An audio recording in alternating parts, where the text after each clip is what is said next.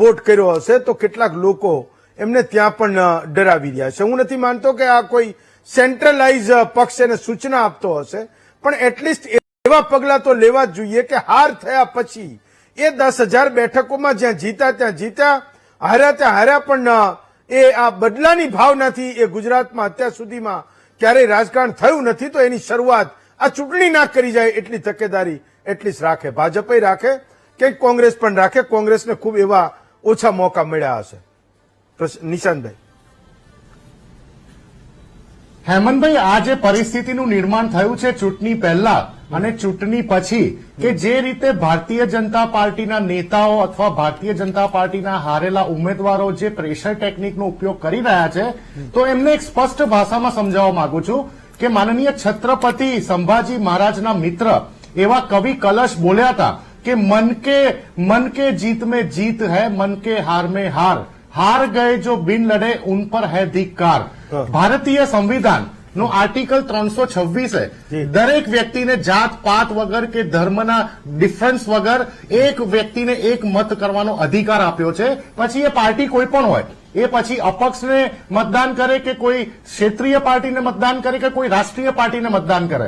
પરંતુ આ જે ચૂંટણી જિલ્લા પંચાયતોની, તાલુકા પંચાયતોની અને નગરપાલિકાઓની, મહાનગરપાલિકાઓની આપણે જોઈ, એમાં જેવી રીતે તમે જો કે કોરોનાનો વાયરસ મ્યુટેટ થતો હતો, વારે વારે દર 3 મહિને, દર 4 મહિને, દર 6 મહિને કોરોનાનો વાયરસ જે આવ્યો તેનો ડીએનએ મ્યુટેટ થતો હતો અને વધુ ખતરનાક રૂપમાં આવતો હતો અને એના વેરિયન્ટ અલગ અલગ આવતા હતા. એવી રીતે જેમ જેમ ભારતીય જનતા પાર્ટીના વર્ષો વીતવા જઈ રહ્યા છે, જેમ જેમ ભારતીય જનતા પાર્ટીની સત્તા અકબંધ રહી છે, એમ ભારતીય જનતા પાર્ટીનો જે ડીએનએ છે એ પણ મ્યુટેટ થઈ ગયો છે અને બહુ ખતરનાક બની ગયો આ વખતની ચૂંટણીમાં.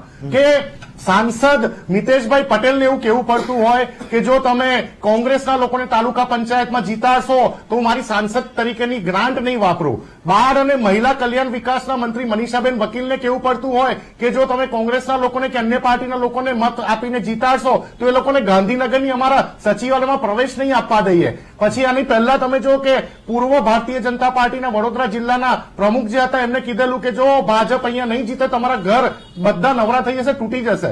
એટલે આ જે ડીએનએ આપણા લોકશાહીમાં અને આપણા દેશના સુંદર રાજકારણમાં જે આ ડીએનએ ગુજરાતમાં ખાસ કરીને ગુજરાતની પાવન ધરતી પર આપણને જોવા મળી રહ્યો છે, આ ખૂબ જ ખતરનાક ટ્રેન્ડ છે. તમારી વાત સાચી કે કમલમમાંથી કોઈ આદેશ નહીં થયો હોય, પરંતુ જે માનસિકતા ભારતીય જનતા પાર્ટીના હારેલા અથવા ચૂંટાયેલા નેતાઓની બની ગઈ છે, એવું નથી કે માત્ર હારેલા નેતાઓ અત્યારે કહી રહ્યા છે કે દૂધ મંડળીમાં તમે દૂધ નહીં આપી શકો, પશુપાલકોને ગભરાવાનો અને પશુપાલકોને એમને ટેન્શન આપવાની વાત કરે છે, અથવા તો પેલા થાંભલા કાઢી ગયા લાઇટના, એ તો હારેલા નેતાઓની વાત. પણ જીતેલા નેતાઓ પણ ઘણી જગ્યાએ એવા સ્ટેટમેન્ટ અત્યારે ગંભીરતાથી આપી રહ્યા છે કે અમે આ વિસ્તારમાં કામ નહીં કરીએ, અમે આ બૂથમાં કામ નહીં કરીએ, કારણ કે આ બૂથમાંથી અમને ઓછું મતદાન મળ્યું છે.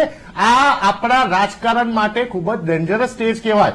કોઈ પણ ઉમેદવાર જયારે ચૂંટણી લડે છે તો એ જનતાની સેવાના અર્થે લડે છે, નહીં કે એને પાર્ટીનો સિમ્બોલ ભૂલી જવો પડતો છે. પાર્ટીના સિમ્બોલ બિલકુલ બેલેટ પેપરમાં રાખવા પડે, કારણ કે આપણે ઓપ્શન્સ અને ચોઇસ આપતા હોઈએ છીએ મતદારોને કે તમારે કઈ વિચારધારાને, તમારે કઈ સરકારને, કઈ પાર્ટીની સરકાર સારું કામ કરી શકશે કે ઉમેદવાર કામ કરી શકશે, એના માટે આપણે ઓપ્શન આપીએ છીએ. પણ જીત્યા પછી તો તમે આફ્ટર ઓલ સેવક છો, પછી એ સાંસદ હોય કે સામાન્ય તાલુકા પંચાયતમાં જીતેલો સદસ્ય હોય. અને જીત્યા પછી કે હાર્યા પછી તમે કિન્નાખોરીનું રાજકારણ કરો તો ગુજરાતની પાવન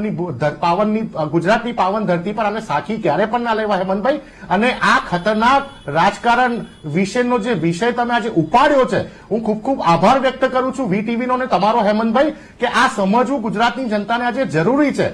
પર્ટિક્યુલરલી હું ભારતીય જનતા પાર્ટી પર વધુ આક્ષેપો કરું, પરંતુ એના કરતા તમે જો કે આજે ગુજરાતને એવું પણ જોવા મળી રહ્યું છે કે જૂનાગઢ તાલુકા પંચાયતમાં જ્યાં ભાજપના 9 જીત્યા હોય, અરવિંદ એડવર્ટાઇઝમેન્ટ પાર્ટીના 9 જીત્યા હોય, અને અરવિંદ એડવર્ટાઇઝમેન્ટ પાર્ટીના 9 તાલુકા સદસ્યોને એમને ભગવાનના દરવાજે લઈ જવા પડે અને ભગવાનની સનાતન ધર્મનું અપમાન કહેવાય એવું ભગવાનના દરવાજે જઈને તમારા જે એ ચૂંટાયેલા સદસ્યો કોઈ બીજી પાર્ટીમાં કે ભાજપમાં કે કોઈ બીજી પાર્ટીમાં ના જતા રહે, એના માટે તમારે સોગંદો ખવડાવવી પડે, આ પણ આપણી માટે કલંક જોવા મળ્યું. આ એક કલંક જ છે કે તમને વિશ્વાસ જ નથી કે તમારા ઉમેદવારો જીત્યા પછી પાર્ટી બની જશે તો તમે તમારી ટિકિટ જ નથી આપવાની. એટલે કહેવાનો વિષય કે આ રિઝોર્ટ પોલિટિક્સ છે, ગભરાવાના, તોડવાના. અરે વડોદરામાં તો સાહેબ તમે જોયું કે અમારા વોર્ડ નંબર 11માં જે મહિલા ઉમેદવાર હતા કોંગ્રેસના, એમને પોતાનો જ મત ના મળ્યો. મત આપવા ગયા ત્યારે ખબર પડી કોઈ બીજું જ મત નાખી ગયું હતું. એટલે આ બધા એપિસોડ જયારે 2026ના ટેકનોલોજીના યુગમાં આપણને જોવા મળતા હોય, એક તરફ પ્રધાનમંત્રીજી